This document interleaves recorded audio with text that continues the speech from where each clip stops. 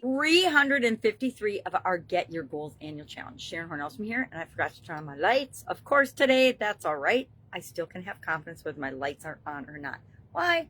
Because I got my cute little Christmas friends hanging around with me today.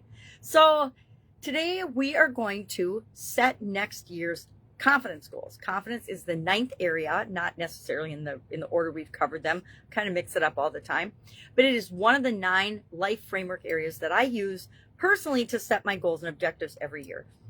I actually didn't always have confidence and communication as part of my life framework. It wasn't until the pandemic and 2021, when I was searching just like everybody else to kind of find some meaning and keep moving forward, I found a coaching group and a coaching program that I joined, and a coach that I enjoyed. I only stuck with him for about 1.5 years because I felt like I had gotten enough out of that experience that I didn't need to re-up again for a 3rd year.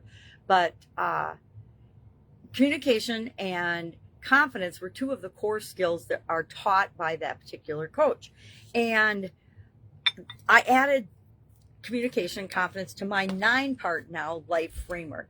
In the 1980s, way back in the 1980s, if you've been around long enough to remember that, I learned from Jim Rohn and Tony Robbins and a whole lot of other personal development coaches and gurus back then.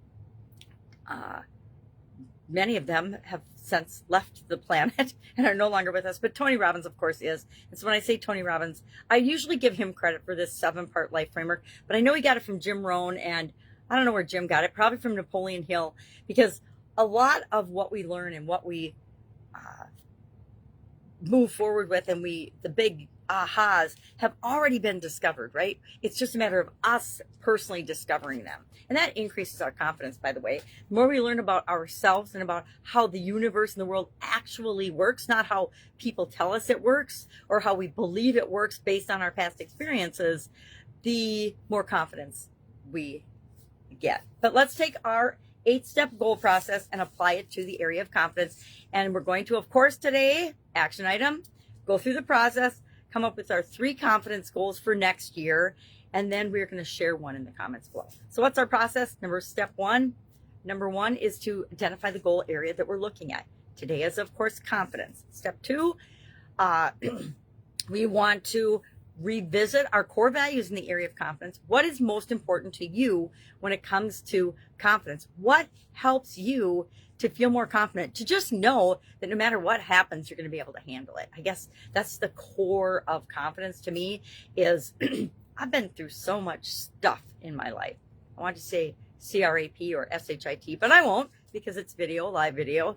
But that's what I'm thinking. We go through so many things, and we either learn the lesson that experience was there to teach us, and believe me, when we're going through it, we don't really see it at the time. It's usually after the fact when we have time to reflect and go back, once we get over our pity party of, oh, why did this happen to me, poor me, and say, okay, doesn't matter why, because it happened. This is how I dealt with it. This is what I learned from the way I dealt with it. This is how, if anything like this comes up in the future, I will choose to try dealing with it a different way, because these are the things that didn't work and these are the things that did work in terms of how I handled that situation or how I experienced that experience, right? Or that event. So we want to look at our core values. We want to look at our thoughts. We want to look at our beliefs. Why? Because over this year and the past several years, we've learned that our thoughts and our beliefs, although they're ours, they don't necessarily belong to us in terms of where they originated and why we chose to believe them and why we choose to think them. If I am, here's an example. If I am watching the news media every single day, every single morning, I get up, I get my cup of coffee, I sit down in front of the boob tube, because it is definitely a boob tube. It should be called a brainwashing tube, in my opinion. The thing nowadays versus a long, long time ago is we're not seeing actual factual information being disseminated through the media. We are seeing somebody else's agenda and somebody else's interpretation and twists of how they want to have the majority of people see things, right? That's not the same thing. I'm so glad I got out of journalism decades ago and chose not to take that as my career path in college. So our thoughts and our beliefs, if we're watching the media every day, guess what? Pretty soon, our thoughts and beliefs match the outlets, the media, the platforms nowadays, social media platforms that we're hanging out on. I I post on Twitter every day. I post my videos, I post my content on Twitter. And I get sucked into whenever there is a political thing or stuff going on, I get sucked into it because it's just those headlines and they're designed to get our attention and draw us in. And I find myself getting upset over the stuff that's going on in the world. Now, is it really what's going on in the world, or is it a twist and someone's spin put on it to get a reaction out of us? I think more often than not, people are out there posting things to get us worked up, to get a reaction from us. So I'm learning that I post and get out of that platform immediately. And that is how I maintain my level of confidence and control in modicum. And sometimes I still lose it, not gonna lie.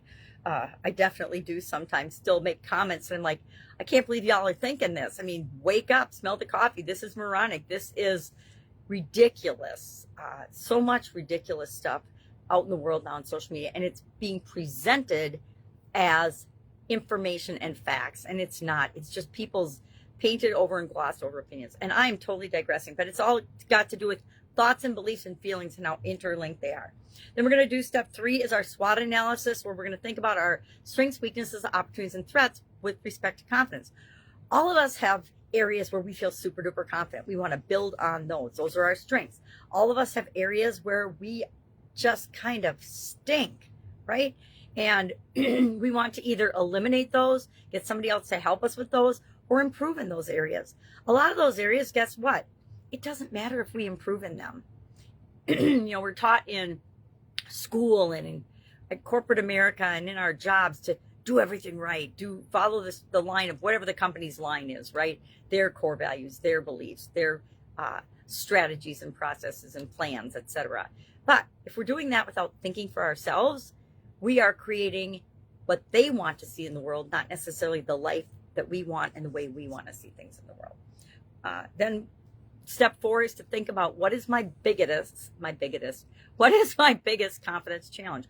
Where am I struggling the most? What situation do I need to survive through or get through or thrive in that I don't feel confident in? And what are some ways then in step 5, we're going to brainstorm our confidence goals, possible confidence goals. I say 10, 3, 1. We're going to brainstorm 10, at least 10 possible confidence goals for next year. And then we're going to pick our top 3 of those. Our next step is, of course, to analyze, rate, rank, prioritize the list of goals we came up with. Some we're going to cross off right away because they're just totally unrealistic. For whatever reason, it's up to us to filter and decide whether they're realistic or not for us. And then we're going to share one in the comments below. So I've not done this yet today. I've not thought about confidence at all, except for picking out an idiom, which is in one's element for Supersize Your Business today, which I really like because I realize that we all flow so much better when we are doing things that feel good to us, when we are in our element, when we are doing things that that flow, that give us confidence. When we're confident in what we're doing, everything just flows.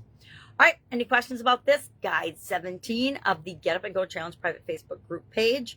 Otherwise, just ask. Please, please, please. I say that every day, I think, is ask, because I used to be so terrible at asking. I'm still probably pretty bad at asking for help, but I know the power of it whenever I'm stuck on something.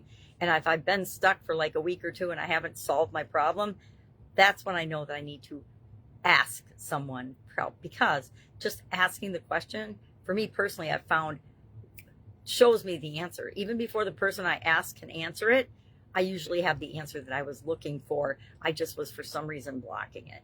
And there's always a reason, but we don't always understand why.